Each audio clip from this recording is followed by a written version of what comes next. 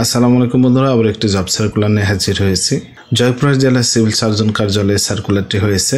এইখানে কতজন লোক নেবে, কি কি পদ রয়েছে, কবে আবেদন শুরু শেষ, কিভাবে আবেদন করবেন বিস্তারিত জানাবো এই ভিডিওতে। তো আপনি কোন জেলা থেকে দেখতেছেন অবশ্যই জেলার নামটি কমেন্টে জানিয়ে দেন। আপনার জেলায় যদি সার্কুলার হয় ইনশাল্লাহ এই ইউটিউব চ্যানেলে আপলোড করা হবে, সুতরাং অবশ্যই চ্যানেলটি সাবস্ক্রাইব করে আমার সঙ্গে থাকুন। তো বন্ধুরা, প্রথমে যে শর্ত দেখুন, এইখানে যদি আপনি আবেদন করতে চান তাহলে অবশ্যই আপনার জয়পুরহাট জেলার স্থায়ী বাসিন্দা হতে হবে, আর শুধুমাত্র আপনারা অনলাইনে আবেদন করতে পারবেন। অনলাইন আবেদন ছাড়া কোনো প্রকার আবেদন গ্রহণ করা হবে না। পরিসংখ্যানবিদ 4 জন নেবে, এটা গ্রেড 14, কোনো শিক্ষিত বিশ্ববিদ্যালয় হয়তো পরিসংখ্যান, গণিত, অর্থনীতি বিষয়ে স্নাতক বা সমমানের ডিগ্রি, কম্পিউটার চালনায় দক্ষতা থাকতে হবে।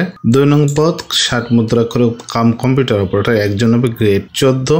এখানে আবেদন করতে হলে দ্বিতীয় শ্রেণীতে স্নাতক বা সমমানের ডিগ্রি থাকতে হবে, কম্পিউটার ব্যবহারের অভিজ্ঞতা থাকতে হবে, 60 লিপিতে প্রতি মিনিটে বাংলা 45 শব্দ, ইংরেজিতে 70 শব্দ এবং টাইপিং এর গতি প্রতি মিনিটে 25 শব্দ ইংরেজি এবং প্রতি মিনিটে 30 শব্দ।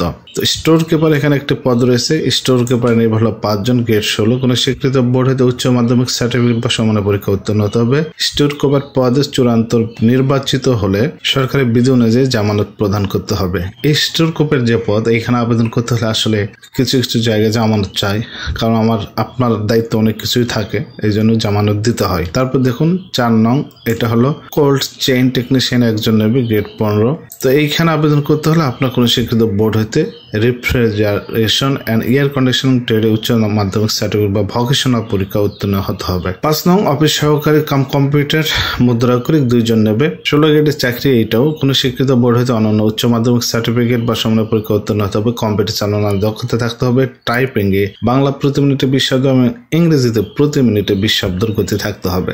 আজকের এই সার্কুলারের সবচেয়ে ভালো এবং আমার পছন্দের একটা পদ বলতে পারেন, মিড লেভেলের একটা চাকরি, স্বাস্থ্য সহকারী, 58 জন নেবে, 16 গ্রেডের চাকরি, কোনো স্বীকৃত বোর্ড হইতে উচ্চ মাধ্যমিক সার্টিফিকেট বা সমানের পরীক্ষা উত্তীর্ণ হতে হবে। অর্থাৎ আপনি যদি আইএ পাস করেন তাহলে এই পদটিতে আবেদন করতে পারবেন।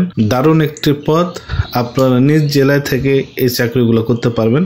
যারা আইএ পাস করেছেন, আপনার শিক্ষাগত যোগ্যতা যদি আইএ পাস থাকে এবং জয়পুরহাট জেলার যদি হয়ে থাকেন এবং আপনার বয়স যদি দেখুন 18 থেকে 32-এর মধ্যে হয়ে থাকে, অবশ্যই এই পদটিতে আবেদন করবেন। যেহেতু আপনারা জানেন দেশের বর্তমান অবস্থা কি, ভাগ্য যদি ভালো হয়ে থাকে ইনশাল্লাহ হচ্ছে, অনেক জায়গায় লিগালি নিয়োগ হচ্ছে, যেখানে কোনো ঝুট ঝামেলা হচ্ছে না।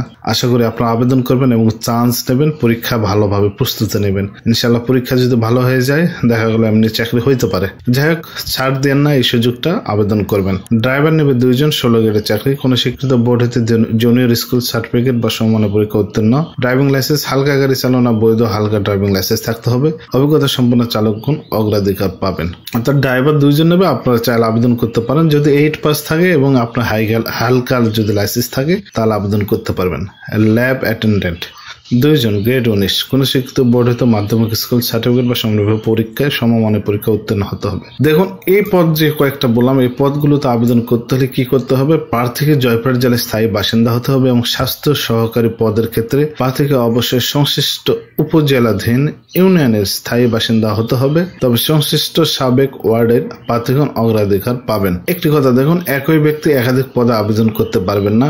আপনারা দেখুন এখানে অনেকগুলো পদ রয়েছে, আপনারা মনে করলেন যে আমি এই পদে আবেদন করবো, এটা তো পারবো, এটা তো না, করতে পারবেন না। শুধুমাত্র একটি পদে আবেদন করতে পারবেন। যদি একাধিক পদে আবেদন করেন আপনার আবেদনটি বাতিল হবে। তো এখানে আবেদন করতে হলে এই যে এখানে যে ঠিকানাটা দেওয়া আছে, এই ঠিকানায় গিয়ে আপনাকে অনলাইনে আবেদন করতে হবে। অনলাইনে আবেদন শুরু হবে 7/7/2025 সকাল 10 ঘটিকায় এবং শেষ হবে 27/7/2025। 20 দিনের মতো সময় পাবেন।